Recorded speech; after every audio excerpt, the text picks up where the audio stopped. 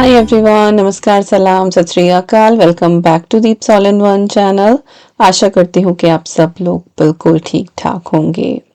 तो त्योहारों की थकावट उतरी या नहीं उतरी? मेरी तो एनर्जी इस बार त्योहारों के बाद इतनी लो गई कि कुछ भी करने का लिटरली मन ही नहीं किया। और इसके बाद मंडे से बच्चों की हाफ टर्म हॉलीडेज शुरू हो गई थी, तो उनके साथ टाइम स्पेंड करने लगी। ना यूट्यूब को ही टाइम दे पाई और ना ही अपने कुछ काम कर पाई।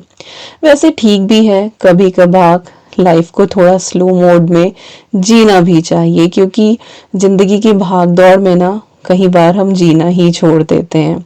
तो ये लाइफ है, काम कभी खत्म नहीं होंगे, बट इन कामों के बीच में कुछ पल निकाल के आराम भी कर लिया करो, बच्चों के साथ खेल कूद लिया करो, अच्छे से बुक पढ़ लिया करो, ताकि थोड़ी सी एनर्जी मिले बचे हुए कामों को करने की। तो मेरा ये वीक जो है वो काफ़ी पीसफुल गया। हालांकि बच्चों ने पूरी धमाचौकड़ी मचाई और सच कहूँ तो उनके साथ मैंने भी। बट आज फाइनली सोचा कि नहीं भाई, बहुत हो गया रेस्ट, अब काम की तरफ चलते ही हैं। ये कपड़े हैं जो मैंने स्टीम आयन करके और एयर ड्राई करके रखे थे, जो हमने दिवाली वाले दिन पहने थे। और मैं चेक कर लेती हूँ, अगर घी का या ऑयल का कोई निशान होता है तो ऑब्वियसली मुझे ये सारे वॉश करने ही होते हैं। लेकिन अगर कुछ भी मार्क नहीं है, महंगे कपड़े होते हैं, ड्राई क्लीन वाले रहते हैं, तो फिर मैं वॉश नहीं करती हूँ। तो सारे ही बिल्कुल ठीक ठाक थे। और अद्वी के लहंगे के लिए तो इतने कमेंट आए कि कहाँ से लिया। कुछ लोगों को ये साड़ी लगा, क्योंकि दुपट्टे का जो ड्रेप था वो मैंने इस तरीके से किया था कि ये साड़ी स्टाइल में लग रहा था। तो बहुत से लोगों ने कहा कि अद्वी साड़ी में बहुत अच्छी लग रही है, बट ये एक्चुअली लहंगा ही है और काफ़ी पुराना है। और ये मेरा लहंगा है एक्चुअली। और इसके ब्लाउज की फिटिंग करने में मुझे काफ़ी टाइम लगा, क्योंकि ऑब्वियसली मेरा और उसका साइज बहुत डिफरेंट है। बट अब उसकी हाइट मुझसे तो खैर ज़्यादा ही हो गई है। तो बहुत से ऐसे कपड़े हैं जो अब वो पहन पाती है मेरे, स्पेशली लहंगास। बस अब मुझे ये है कि ब्लाउज अरेंज करने हैं उसके लिए, जो मेरे साइज का भी है। लाइक मेरे तो हैं ही ये सारे, लेकिन हाँ उसके साइज के भी मैचिंग मैचिंग कुछ एक ब्लाउज। तो नेक्स्ट ईयर जब भी इंडिया जाएंगे तो मेरी लिस्ट अभी से बननी शुरू हो गई है कि मुझे क्या क्या लेके जाना है। इस साल की इंडिया ट्रिप तो हमारी इतनी भाग दौड़ वाली थी ना, और इतनी सडन थी कि कुछ भी प्लान ही नहीं था कि क्या लेना है क्या नहीं।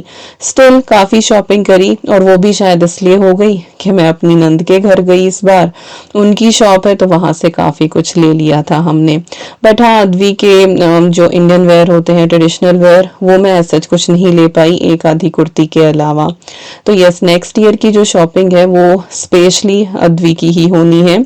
ईवी के पास अद्वी दीदी के बहुत सारे कपड़े हैं, तो उसका काम जो है वो अभी चल ही रहा है। तो चलिए, बातें करते करते जितने भी कपड़े थे वो सारे बहुत अच्छे से मैंने फोल्ड कर दिए हैं। और इसके बाद मैं इस तरह के ना पाउचेस, बेसिकली जिसमें ये कपड़े आते हैं ना, उसी पाउच में मैं इनको स्टोर करके रखती हूँ। इससे ये होता है कि सारे ही कपड़े अलग अलग रहते हैं, किसी में किसी तरीके का वर्क है, किसी में किसी तरीके का वर्क है, तो एक दूसरे से लग के धागा वगैरह नहीं खिंचता, एम्ब्रॉयडरी खराब नहीं होती है। और ये अपना साड़ी लहंगे का जो ऑर्गेनाइजेशन है, ये मैंने कुछ टाइम पहले ही आपके साथ शेयर किया था। इन केस आपने वो वीडियो मिस कर दी है तो मैं लिंक दे दूंगी डिस्क्रिप्शन बॉक्स में। और ये सच में इतना हेल्पफुल हुआ ना, ऊपर से ही हर एक साड़ी, हर एक जोड़ा दिख जाता है। पहले मैंने स्टैक किए हुए थे, लेकिन जब से मैंने ये इस तरीके से लगाए हैं ना, तो हर कपड़ा विजिबल है। तो मेरे और अद्वी के तो जाएंगे बेड में, और विकास और ईवी के जाएंगे उनकी वार्डरोब में। इसके बाद सिर्फ इतना ही काम नहीं होता कि कपड़े समेट दिए, बहुत सारी एक्सेसरीज भी होती हैं जो मुझे समेट के रखनी है। तो मैंने ना एक बास्केट बनाई हुई है डेजिग्नेटेड पेटीकोट्स के लिए, और इनको भी मैं इस तरह से ना लेंथ वाइज रखती हूँ ताकि दिख जाए कि कौन सी साड़ी के साथ मुझे कौन सा पेटीकोट चाहिए। पहले ये भी स्टैक करके ही रखे हुए थे। देखने में भले ही सुंदर ना लगे हों but it is really practical और एक साथ सिमटे रहते हैं और आसानी से आप इनको निकाल पाते हैं और रख पाते हैं। पीछे की तरफ रखती हूँ क्योंकि इतना फ्रीक्वेंटली जो है वो साड़ीज़ यूज़ नहीं होती हैं। तो आज मैं आपको बहुत सारी ना ऑर्गेनाइजेशन वाली टिप्स, और मे बी आप लोग फॉलो भी करते हो, बट वही है, शेयर कर ही रही हूँ क्योंकि मैं ये काम कर ही रही थी। वार्डरोब के ऊपर ही ना मेरे 2 बॉक्सेस रखे हुए हैं चूड़ियों के, और इसी में मैं अपनी सारी चूड़ियां रखती हूँ। कुछ कांच की हैं, कुछ मेटल की हैं। तो जब भी पहनती हूँ निकाली और उसके बाद फिर उनको उन्हीं के प्लेस पे रख दिया, तो सब कुछ संभला हुआ रहता है। और ये वाले जो बॉक्सेस है ना, एक्चुअली ये बैंगल बॉक्सेस नहीं है, ये अंडरगारमेंट्स ऑर्गेनाइजर है, लेकिन मैं इसको चूड़ियां रखने के लिए यूज करती हूँ। बहुत बढ़िया रहता है। कुछ एक ये ज्वेलरी है उस दिन साड़ी के साथ निकाली थी, कुछ इनमें से पहनी गई, कुछ एज इट इज ही रखी हुई थी। और ये वाला जो सेट है ये अद्वी ने पहना था, पिंक के साथ ग्रीन का कॉम्बिनेशन बहुत सुंदर लगता है। और ये वाला सेट मैंने टेमो से लिया था। तो ज्वेलरी भी ऑर्गेनाइज करनी है, तो ज्वेलरी की ना एक छोटी सी कबर्ड है मेरी, और अभी कुछ दिन पहले ना मैंने इसका एक शॉर्ट अपलोड किया था जो एक्चुअली 2 साल पुराना था। 2 साल पहले मैंने अपनी ये ज्वेलरी कैबिनेट ऑर्गेनाइज करी थी बहुत सिस्टमेटिक वे में, और लिटरली ये बहुत अच्छे से काम कर रहा है। मैंने सेपरेट बॉक्सेस बना दिए थे कि पर्ल वाली जो ज्वेलरी है वो एक जगह जाएगी, स्टोन वाली एक जगह जाएगी, जरकन वाली एक साथ जाएगी, जो गोल्ड प्लेटेड होती हैं वो एक साथ जाएंगी। सारी आर्टिफिशियल ज्वेलरी ही है। और अभी उस शॉर्ट पे बहुत बढ़िया बढ़िया कमेंट आए हैं। तो किस तरीके से मैंने पूरी ये कैबिनेट ऑर्गेनाइज करी थी वो पूरी डिटेल्ड वीडियो मैंने शेयर करी थी आपके साथ 2 साल पहले। अगर आपने मिस कर दिया तो मैं उसका भी लिंक दे दूंगी डिस्क्रिप्शन बॉक्स में, आप चेक कर लेना। तो यस, और ये जो सिस्टम है ना ये बहुत अच्छे से काम कर रहा है। जहां से जो ज्वेलरी निकलती है वापस वहीं रखो, और सेपरेट रहती है, बहुत अच्छी लगती है। तो यहाँ पे सेपरेट बॉक्सेस हैं, ऑक्सीडाइज्ड के अलग, गोल्ड के अलग, पर्ल के अलग, कुंदन के अलग, और I love it this cabinet. और नीचे वाली में अद्वी के जो है वो बैंगल बॉक्स वगैरह रखे हैं, कुछ एक इयररिंग्स हैं और कुछ हेयर एक्सेसरीज हैं। तो ये वाली एक छोटी सी कैबिनेट जो स्टेयर में बनी हुई है मेरी ज्वेलरी के लिए है। और सिर्फ इतना ही काम नहीं, काम और भी थे। कर्टेन्स वॉश करे थे, ये अद्वी के रूम के हैं, वहां पे लगाए थे। छोटी दिवाली के दिन हमने चेंज किए थे, बट फिर दिवाली पे भी मैंने जो है वो इनको वॉश नहीं किया था, और उसके बाद फिर टलता ही चला जाता है काम। तो फाइनली ये वॉश हो गए थे आज, और इनको बस अभी मैं रेडिएटर पे डाल दूंगी। अब तो दिन में भी हीटिंग चलने ही लगी है, और रेडिएटर पे कपड़े मैं तभी डालती हूँ जब मैं आसपास रहती हूँ। हालांकि हम हीटिंग का जो फ्लो है वो कम रखते हैं, बहुत हाई नहीं होता है, तो कुछ ऐसा डेंजरस नहीं है, बट स्टिल ऐसे ही छोड़ के कहीं मत जाएं। अगर आप रेडिएटर पे कपड़े डाल रहे हैं तो आसपास ही रहें। और काफी हद तक तो सूख के निकलते ही हैं कपड़े, बस ये है कि वो डैम्पनेस ही उनकी रिमूव करनी होती है, तो उसके लिए फिर मैं रेडिएटर पे डाल देती हूँ। और कर्टेन्स वगैरह ऐसी चीजें होती हैं जिनको ड्रायर में मैं डालना प्रेफर नहीं करती हूँ।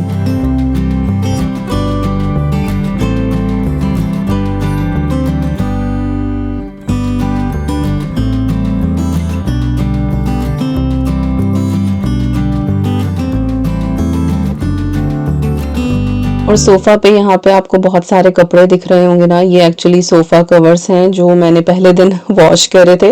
तो ऐसा भी नहीं कि बिल्कुल फ्री ही बैठी रही, करती तो रही हूँ काम, बट हाँ ये है कि एक साथ सारा लग के नहीं किया।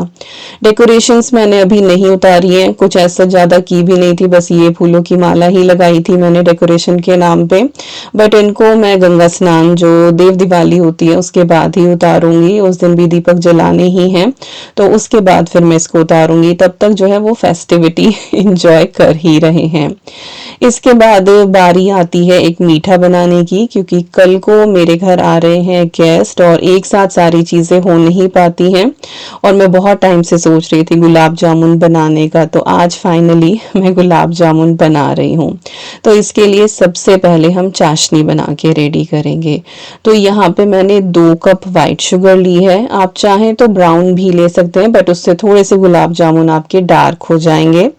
और 2 कप चीनी के अंदर हम 3 कप पानी ऐड करेंगे। जो गुलाब जामुन की चाशनी होती है ना, वो थोड़ी सी पतली ही होती है, बहुत ज़्यादा थिक हमें इसको नहीं करना होता है, ताकि अच्छे से जो आपके गुलाब जामुन है ना वो चाशनी को सोक करे, अंदर तक सिरप जाए। तो थिक नहीं बनानी है और सिर्फ उबालनी ही है, कुछ ऐसा नहीं करना कि एक तार की चाशनी बनानी है। तो उसको मैंने हिला के रख दिया है और चाशनी बनती रहेगी। यहाँ पे अब हम डो नीड करते हैं, तो इसके लिए ले रही हूँ मैं मिल्क पाउडर। और बहुत से लोग पूछते हैं कि मैं किस ब्रांड का यूज़ करती हूँ, तो मैं कोई भी ब्रांड ले आती हूँ। मॉरिसन का मिल जाए, टेस्को का मिल जाए, सेल्सबरी का मिल जाए, और ये आपको बेकिंग ऑयल में मिल जाता है इजीली। तो मैंने स्ट्रेनर रखा है और उसके ऊपर मैंने ये 1 कप मिल्क पाउडर लिया है। ये 1/2 कप मेजरमेंट वाला कप है यहाँ। तो मैंने इसको 2 बार फिल किया है। तो ये मैंने 2 बार डाला है। इसके बाद मैंने लिया है सेल्फ राइजिंग फ्लावर। ये मैदा ही होता है एक तरीके का, लेकिन इसके अंदर ना रेजिंग एजेंट होता है, बेकिंग सोडा मिला हुआ होता है, तो आपको अलग से डालने की ज़रूरत नहीं होती। और ये मैं ला के रखती हूँ, कई बार कुकीज़ वगैरह में भी यूज़ करती हूँ, या फिर भटूरे भी बना लेती हूँ मैं, इसके नान भी बना लेती हूँ। तो अलग से सोडा आपको मेजर करके डालने की ज़रूरत नहीं होती है। बट अगर ये नहीं है आपके पास, तो आपको यहाँ पे आधा कप मैदा लेना है और 1/8 टीस्पून उसके अंदर बेकिंग सोडा ऐड करना है। तो मैं यहाँ पे ये 1/2 कप इसके अंदर ऐड कर रही हूँ।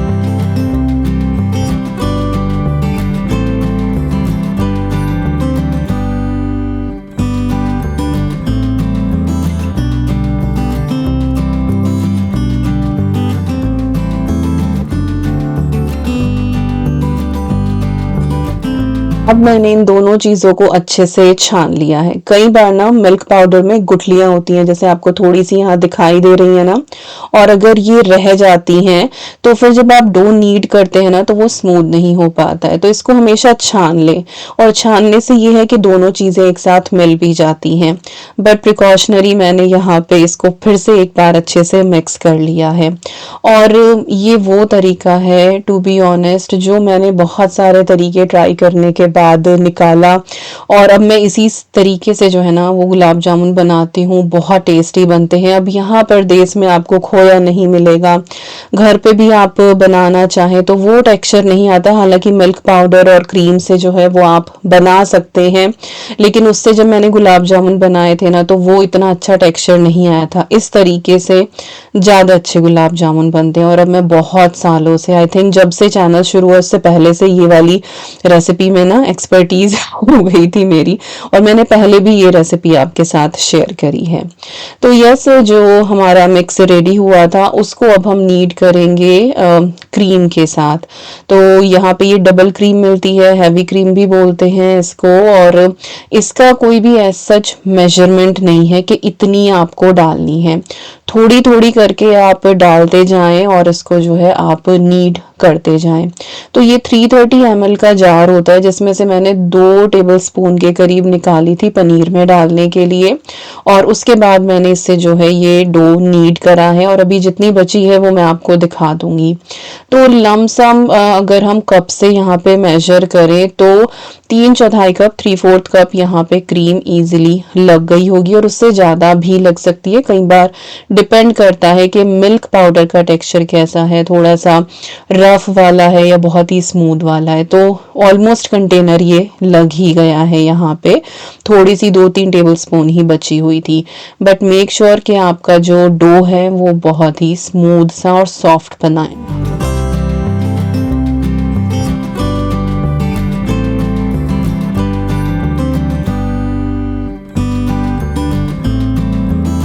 जब तक हमारा डो रेडी हुआ है तब तक यहाँ पे हमारी चाशनी भी तैयार हो गई है ऑलमोस्ट।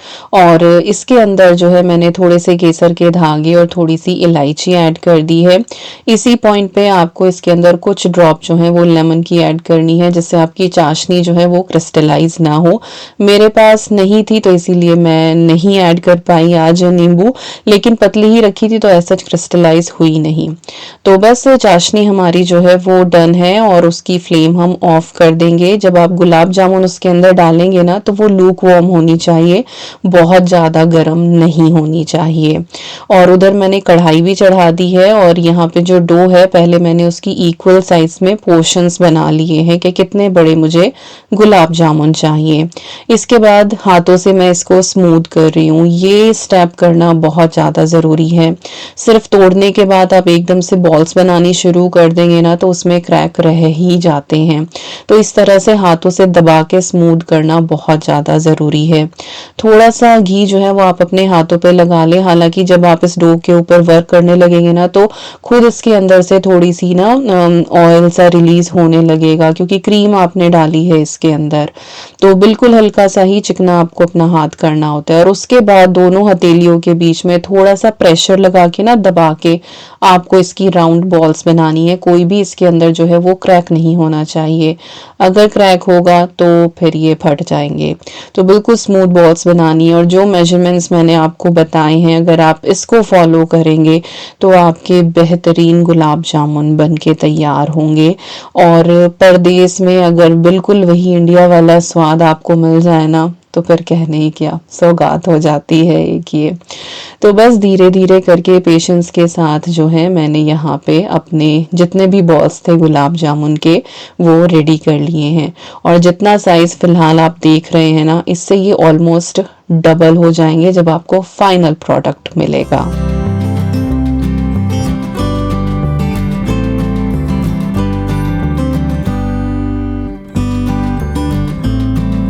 बात करते हैं ऑयल की, तो ऑयल जो है वो मॉडरेटली हॉट होना चाहिए, ना तो बहुत ज़्यादा हॉट हो और ना ही बिल्कुल कम हो, लेकिन सिमर वाली कंडीशन में होना चाहिए कि जैसे ही आप गुलाब जामुन उसके अंदर डालें तो वो थोड़ी देर नीचे रहें। और इसके बाद आपको कड़छी बिल्कुल भी नहीं इसके ऊपर लगानी है। थोड़ी ही देर में आप देखेंगे कि ये खुद से ऊपर फ्लोट होने लगेंगे और ये खुद से ही टर्न भी हो जाते हैं, क्योंकि जिधर की तरफ से कच्चा होता है ना उधर की तरफ भारी होता है। और धीरे धीरे ये फूलेंगे और अपने आप जो है वो सारे के सारे फ्लोट होने लगेंगे। तो टेम्परेचर आपको कांस्टेंट रखना है। तो आपने देखा है मैंने बिल्कुल सिम पे यहाँ पे फ्लेम की हुई है और इसी पे हमारे जितने भी गुलाब जामुन है ना वो सारे फ्राई होंगे। जब एक बार ये अपनी शेप होल्ड कर ले और आपको लगे कि चारों तरफ से थोड़े थोड़े ये सिक गए हैं, इसके बाद जो है वो आप इसके ऊपर कड़छी लगाएं, लेकिन बहुत दबा के नहीं करना है, बस सरफेस के ऊपर कड़छी को जो है वो थोड़ा सा आपको लगाना है। जैसे कि मैं राउंड राउंड कर रही थी, उससे क्या होता है कि जिधर से कम सिका हुआ है ना वो भी थोड़ा सा टर्न हो जाता है और वो भी सिक जाता है। तो बस इस तरीके से आपको कड़छी चलानी है। बहुत ही डिटेल्ड यहाँ पे एवरी माइन्यूट थिंग मैं आपको बता रही हूँ ताकि आपकी रेसिपी जबरदस्त तैयार हो। और इसके बाद आपको अपने गुलाब जामुन का कैसा रंग रखना है उस हिसाब से आप इनको सेक लें। काला जाम बना रहे हैं तो थोड़ा सा और इनको फ्राई कर लें। हम गुलाब जामुन बना रहे हैं तो बस मैं इसको इतना ही फ्राई कर रही हूँ। और एक बैच को सिकने में आराम से 8 से 10 मिनट लग जाते हैं। तो बस धीरे धीरे करके इनको मैंने निकाल लिया। जब तक मेरा ये वाला बैच फ्राई हो रहा था तब तक मैंने दूसरे जो हैं वो बॉल्स बना के रेडी कर लिए थे। अब ये जो गुलाब जामुन है ना, इनको साथ के साथ हमें चाशनी में नहीं डालना है, इनको भी जो है वो थोड़ा सा ठंडा होने देना है और उसके बाद हम गुलाब जामुन ऐड करेंगे अपनी चाशनी में। तो दोनों ही चीज़ें जो है ना वो थोड़ी सी नीम गर्म होनी चाहिए, लूक वार्म होनी चाहिए, और तब इनके अंदर जो है ना वो सिरप फ्लो होगा। जलेबी में दूसरा मेथड लगता है, वहाँ पे दूसरी साइंस लगती है कि जलेबी जो है वो गरम गरम और ठंडा सिरप उसमें डाली जाती है, तो टेम्परेचर डिफरेंस की वजह से उसकी ट्यूब्स भर जाती हैं क्योंकि वो हॉलो होती है। गुलाब जामुन जो होते हैं वो डेंस होते हैं अंदर से, तो उनके अंदर चाशनी अच्छे से जाने के लिए दोनों ही चीज़ें लूकवार्म होनी चाहिए।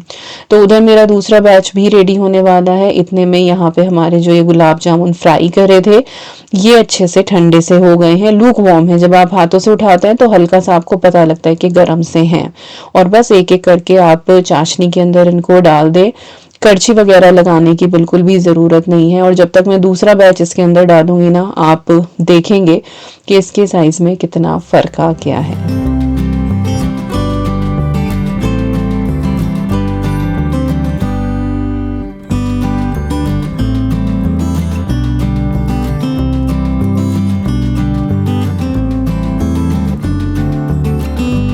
तो यहाँ पे मैंने सेकंड बैच भी ऐड कर दिया है, और साइज में जो डिफरेंस है वो आपको यहाँ पे दिखाई दे ही रहा होगा।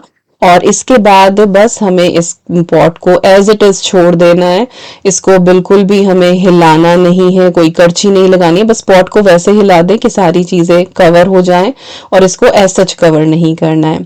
थोड़ी सी ग्रोसरी करनी थी क्योंकि कल को गेस्ट आने वाले थे, तो अभी मैं आपको ये शॉपिंग हॉल भी दिखा देती हूँ कि क्या लेकर आए हैं। तो बहुत ही थोड़ी सी ग्रोसरी है और कुछ ऐसा स्पेशल भी नहीं है, बट आई है सामने तो मैं आपको दिखा देती हूँ। इधर से शुरू करें। सबसे पहले तो हरा धनिया है, गार्डन का अब ख़त्म हो गया है तो अब बाहर से ही लेना पड़ रहा है। ऑरेंजेस हैं, बनाना है, और ये white sugar, I think brown वाली मिली नहीं होगी, जो मैं रियल मोलेसिस वाली मंगाती हूँ ना, तो शायद वो होगी नहीं, तो फिर विकासी वाले ग्रेनुलेटेड शुगर है। ये सिर्फ चाय में ही आधा चम्मच डलती है, वैसे तो शुगर ऐसे सच खाते नहीं है, बट जैसे आज गुलाब जामुन बना है तो इस तरह से ज़रूरत पड़ जाती है, बट वो भी है क्योंकि गेस्ट आ रहे हैं कल, इसलिए। मिल्क की 3 बॉटल हैं, और ये एक पूरे से मैं पनीर बनाऊंगी, और इसमें से जो है वो दही जमेगी, तो ये आधा बचेगा और 1 कैन ये बचेगी।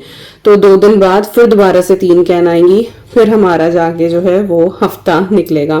तो 1 वीक में ये आई थिंक 2 लीटर्स वाली कैन है, जो हमारी 6 से 7 लग जाती है, क्योंकि दही पनीर सब कुछ मैं घर पे ही जमाती हूँ। वैसे दूध सिर्फ बच्चे ही पीते हैं। ये 2.27 लीटर की है ये एक कैन, और बड़ी भी मिलती है 3.1 समथिंग की कुछ, लेकिन मैं उससे ज़्यादा ये प्रेफर करती हूँ छोटी वाली कैन। एक तो ये मेरे फ्रिज में ये 3 एक साथ आ जाती है नीचे वाली शेल्फ पे। तो यस, ये दूध की कैन हो गई। और भाई डेयरी में मैंने ये मंगवाई है दही, ये ओंकन सेट नेचुरल। इसके अंदर जो है ना वो लाइव बैक्टीरिया होता है, तो 1-2 महीने में ना मैं अपनी दही का जो कल्चर होता है, जो जामन होता है, वो चेंज करती हूँ, क्योंकि वही बार बार जब आप रीयूज करते रहते हैं ना, जैसे दही जमाई उसमें से बचा लिया, फिर दही जमाई फिर उसमें से बचा लिया, तो 1-2 महीने बाद ना थोड़ा खट्टापन आने लगता है।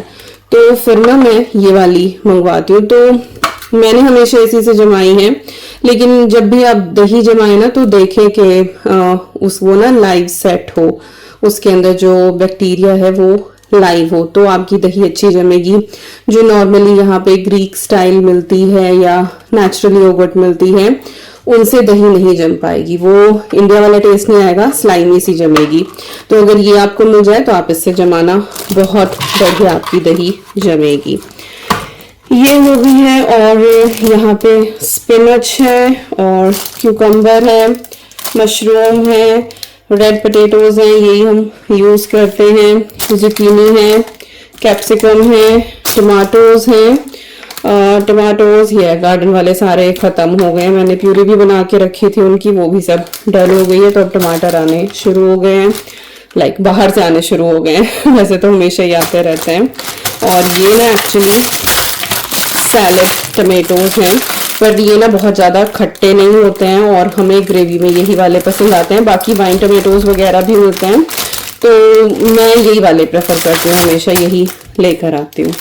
और यहाँ पे ग्रीन ग्रेप्स हैं, लेमन लाइम दोनों हैं, एप्पल है, रेडिश है, मूली, गाजर है और यहाँ पे है ब्लूबेरीज।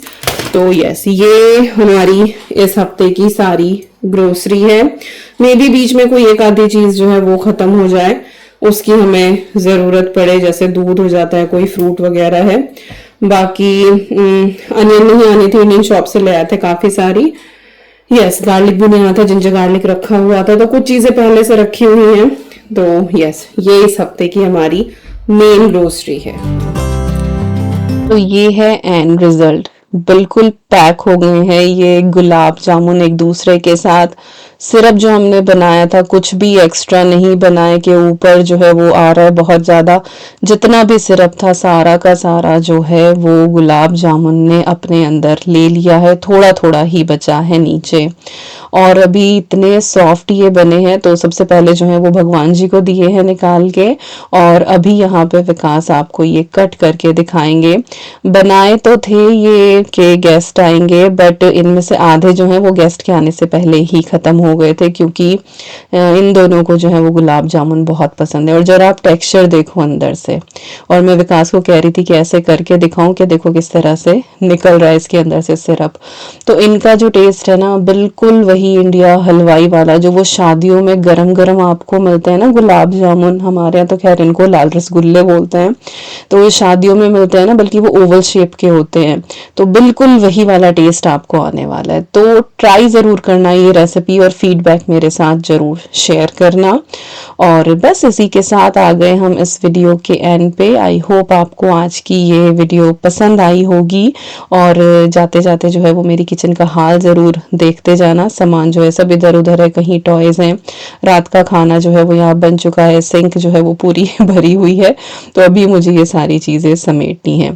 तो यस, मिलती हूँ नेक्स्ट व्लॉग में। Till then you guys take care, and I am sending lots and lots and lots of love to you all. Thank you so much for watching. Take care and bye bye.